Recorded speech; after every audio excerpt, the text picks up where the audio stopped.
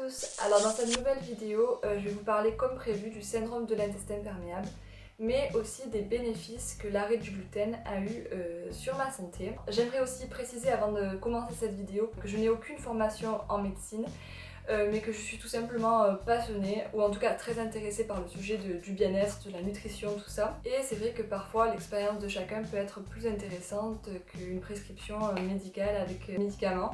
Donc voilà, c'est vraiment en toute honnêteté que je vous livre mon expérience en espérant qu'elle peut correspondre à la vôtre et peut-être améliorer votre état de santé. J'aimerais commencer par expliquer qu'est-ce que le syndrome de l'intestin perméable.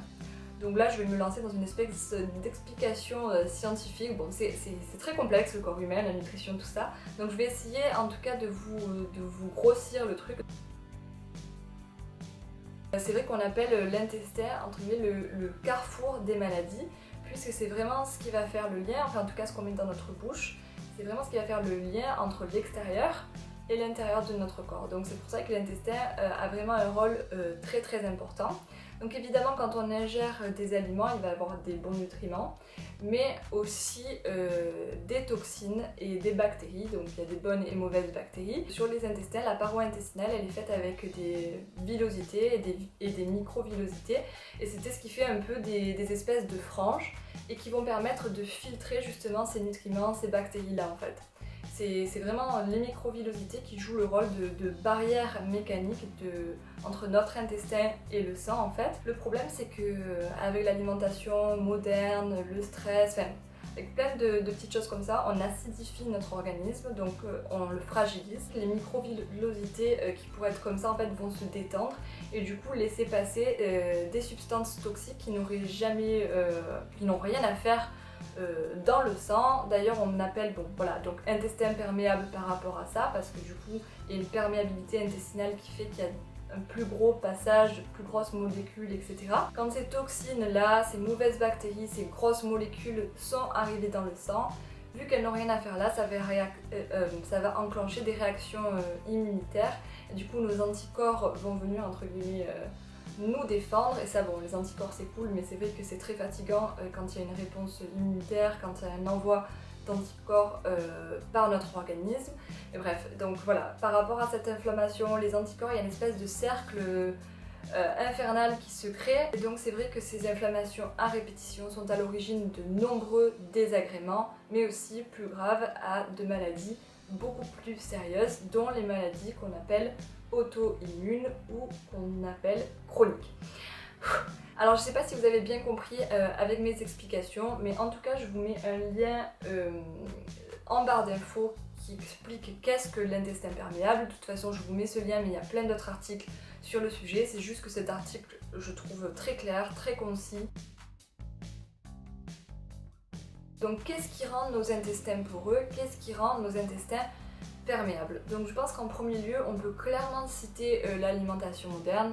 Et par alimentation moderne, j'entends tout ce qui est agriculture moderne avec l'utilisation en outrance des pesticides, mais aussi tout ce qui est produits industriels avec beaucoup de conservateurs, d'additifs, mais aussi le gluten. Donc je vous expliquerai un petit peu pourquoi je pense que le gluten est vraiment un aliment à éviter. Mais aussi par alimentation moderne, j'entends les produits laitiers qui, bon, c'est prouvé aujourd'hui et on se rend à peine compte là en ce moment que clairement, non, le lait n'est pas adapté au corps humain, il est adapté seulement à des bébés veaux.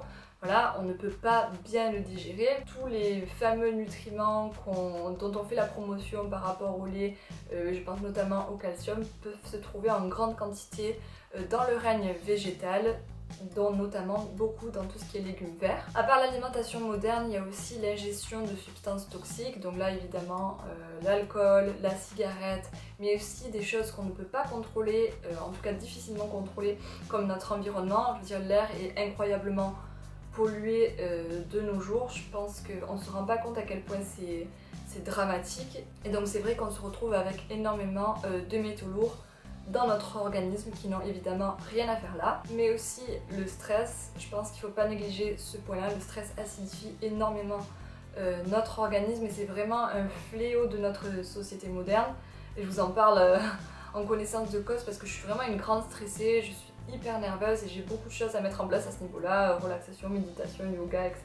Évidemment, quand j'ai découvert ce syndrome-là et que je me suis rendu compte que la plupart des symptômes me correspondaient, j'ai tout de suite cherché à limiter au maximum toutes les inflammations et à refaire ma flore intestinale. Les conseils de base étaient évidents, donc encore une fois l'arrêt des produits laitiers, mais aussi l'arrêt de la viande et particulièrement de la viande rouge puisqu'elle est très acidifiante. Mais bon voilà, ça vous le savez, je suis végane et ça fait déjà un long moment que j'ai décidé d'arrêter de consommer les animaux mais aussi les produits issus de leur exploitation. Mais dans la liste des produits acidifiants, il était aussi vivement conseillé d'arrêter le gluten puisque le blé et certaines autres céréales ont été trop modifiées par l'agriculture moderne. Donc c'est souvent pour des questions de rendement, encore et toujours du rendement. On a voulu créer des blés plus rentables, c'est-à-dire avec une production plus rapide mais aussi une récolte plus pratique. Et c'est vrai qu'on a créé du blé, des céréales qui ne sont plus du tout adaptées à l'organisme. On peut considérer entre guillemets que c'est des sortes de mutants aujourd'hui et qu'il est tout à fait normal que certaines personnes un peu plus sensibles que d'autres aujourd'hui ne peuvent plus, arrivent à saturation et ne peuvent plus digérer ce genre d'aliments. À la base, je pense qu'on était fait pour digérer ces aliments-là, mais voilà, l'humain a voulu trop maîtriser la nature. Et voilà ce que ça fait aujourd'hui. Au cours de mes recherches sur le sujet, j'ai aussi pas mal appris au niveau de ce qui est équilibre acido-basique et sur les mélanges à faire ou ne pas faire en général entre les aliments. C'est vrai qu'on y pense vraiment encore moins, mais certains aliments entre eux, en tout cas la digestion, vont être super toxiques, même des mélanges d'aliments à la base plutôt sains. C'est vrai qu'on n'y pense pas assez souvent, mais l'alimentation, la nutrition, c'est aussi de la chimie, des interactions chimiques, et c'est vrai qu'on ne maîtrise pas du tout ce sujet malheureusement. Donc pour parler un peu plus du gluten, il faut savoir que j'avais déjà essayé il y a un moment d'enlever ce poison-là de mon alimentation et j'avais arrêté au bout de 2-3 semaines parce que ça m'avait fait perdre vraiment beaucoup de poids. Et bon voilà, je suis très très fine, j'ai tout le temps été comme ça et c'est vrai que je peux pas me permettre de perdre du poids. Déjà j'ai pas envie de perdre du poids, j'ai plutôt envie de gagner 1 ou 2 kilos. Après en plus tout le monde me gonfle avec ça en mode t'es trop fine, c'est parce que t'es végane, alors que j'ai tout le temps été comme ça. Je veux dire, c'est vraiment ma morphologie. Et aussi par rapport à mon métier, parce qu'il faut pas croire, on cherche pas que des filles maigres dans le mannequinat. Bref, donc j'ai tout de suite arrêté parce que j'avais pas envie de perdre du poids et j'ai découvert d'ailleurs qu'il y avait beaucoup de personnes qui, pour des régimes par rapport à des surpoids, arrêtaient le gluten et qu'apparemment c'était vraiment efficace. Donc j'ai voulu suivre les conseils qui étaient donnés par la plupart des gens et donc arrêter le gluten. Je me suis dit tant pis, je réessaye, perte de poids ou non, dans tous les cas c'est un aliment toxique que je dois enlever de mon alimentation. Et par rapport à ce que j'avais lu, c'est vrai que certaines personnes dites trop maigres ou trop grosses, en tout cas en surpoids, retrouver un équilibre une fois qu'ils avaient retrouvé une flore intestinale en bonne santé. Et donc avec mes petites recherches sur le sujet, j'ai commencé à arrêter, à vachement diminuer le gluten de mon alimentation sans pour autant l'arrêter définitivement. Mais un jour je suis allée au restaurant et ça faisait une bonne dizaine de jours, voire plus, voire quelques semaines que j'avais plus mangé vraiment de gluten et on est allé dans un snack vegan à Paris et mes amis ont commandé un hot dog vegan, donc c'est-à-dire avec du pain en plus du pain blanc et une saucisse végétale à l'intérieur, donc simili carne, fausse viande. C'est vrai que ces simili carne là en général sont faits avec des protéines de blé et donc du gluten. Donc voilà, l'association pain et saucisse végétale, donc à base les deux à base de gluten, ça m'a été mais fatal, c'est-à-dire que ça a été action-réaction. J'ai eu une crise de ventre mais monumentale. J'ai passé ma journée à me vider et à me tordre avec le ventre vraiment en feu. Et là j'ai compris que c'était plus possible et qu'il fallait que vraiment j'arrête le gluten définitivement. Ce que j'ai pu remarquer en général, c'est que quand on a retiré un aliment dit toxique pour notre organisme, ou en tout cas néfaste, donc là je parle du gluten, mais ça peut être aussi l'arrêt du sucre, etc. C'est vrai que notre corps s'habitue très vite aux bonnes choses et que quand on réintroduit cet aliment-là, il nous le fait payer encore plus qu'avant. C'est assez décuplé. Enfin, j'ai l'impression que le corps se dit mais sérieux tu me fais ça, enfin, je vais te le faire payer un max. Donc j'ai arrêté le gluten le 5 juin 2016 et ça fait maintenant donc 7 mois que je n'ai plus mangé de gluten et ce sans écart. Alors je vous cache pas que l'arrêt du gluten n'est pas des plus faciles parce que évidemment il y a des produits juste trop bons qui contiennent du gluten. Tout ce qui est pain, les pâtisseries, les biscuits, les gâteaux et donc de nombreux desserts. Mais aussi dans l'alimentation végane, les simili-carnés, comme je disais tout à l'heure, ils sont faits souvent à base de protéines de blé.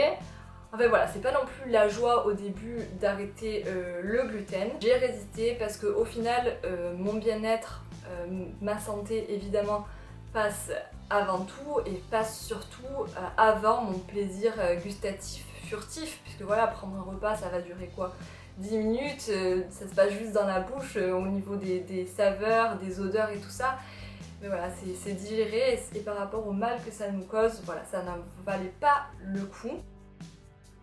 Pour mon anniversaire en juillet, on m'a offert un livre sur le fameux régime Senialet.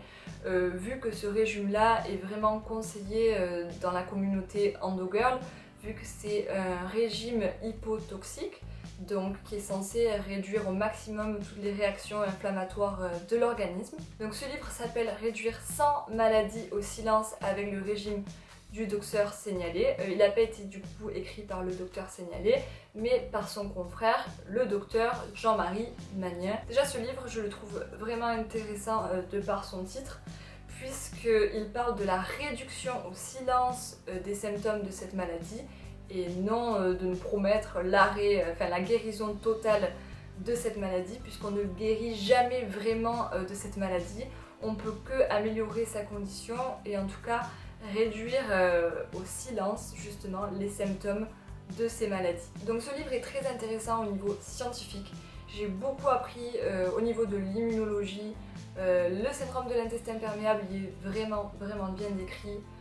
Les cas des patients suivis sont juste impressionnants, mais ce livre n'a aucune éthique animale puisque tous les menus proposés dans les recettes vers les dernières pages du livre sont à base de viande et de poisson, et notamment beaucoup de poisson. Et voilà, je pense qu'il y a clairement eu un manque d'intérêt et de recherche par rapport à l'alimentation végétale en général.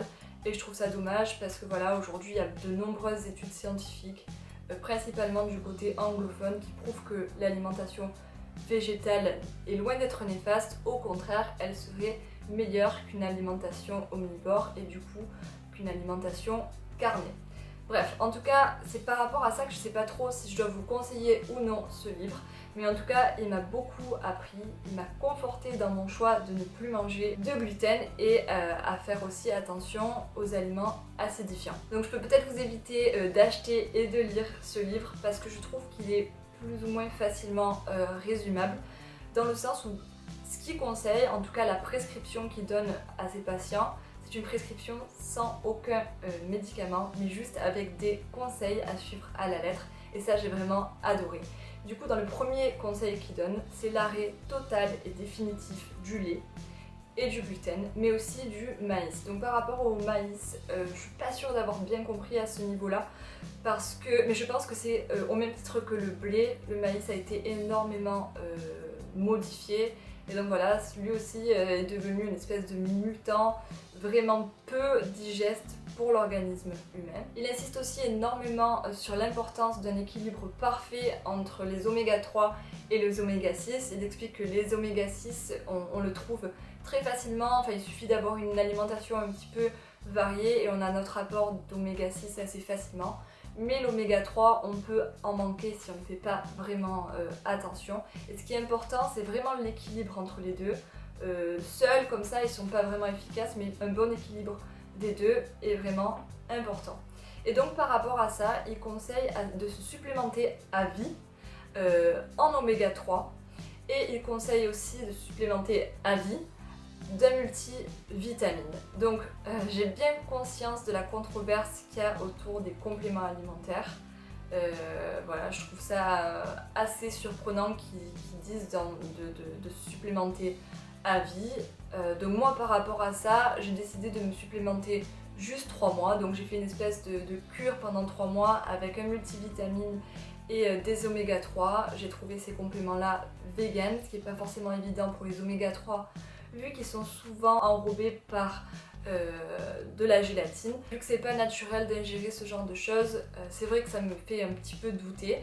Mais ce qui est vrai, ce qu'il disait, c'est que clairement avec l'alimentation aujourd'hui, l'agriculture moderne, les aliments qui à la base étaient très nutritifs, vraiment très bons pour le corps humain, ont tellement perdu en densité nutritionnelle aujourd'hui que voilà, il dit que même en ayant une alimentation variée, équilibrée, on peut avoir certains manques, on peut avoir certaines carences et qu'il est bien de se supplémenter. Voilà, je trouve que son avis est très intéressant et que le sujet est totalement discutable. Par contre, le docteur Magnin est très clair sur le sujet. L'arrêt de tous ces produits, lait, gluten et maïs, est définitif. C'est vraiment à vie. Il explique clairement qu'un seul écart à ce régime-là réactive les processus inflammatoires et donc réactive les symptômes de cette maladie. Donc voilà, là je vous ai un petit peu expliqué ce qui s'est passé durant l'été. En septembre, j'ai décidé de prendre rendez-vous dans un laboratoire spécialisé dans les intolérances alimentaires. Voilà, j'ai pris rendez-vous au laboratoire Zamaria à Paris. Donc j'ai passé entre guillemets une batterie de tests, donc c'est-à-dire analyse d'urine, mais aussi une prise de sang. Et j'ai eu un bilan papier après quelques semaines.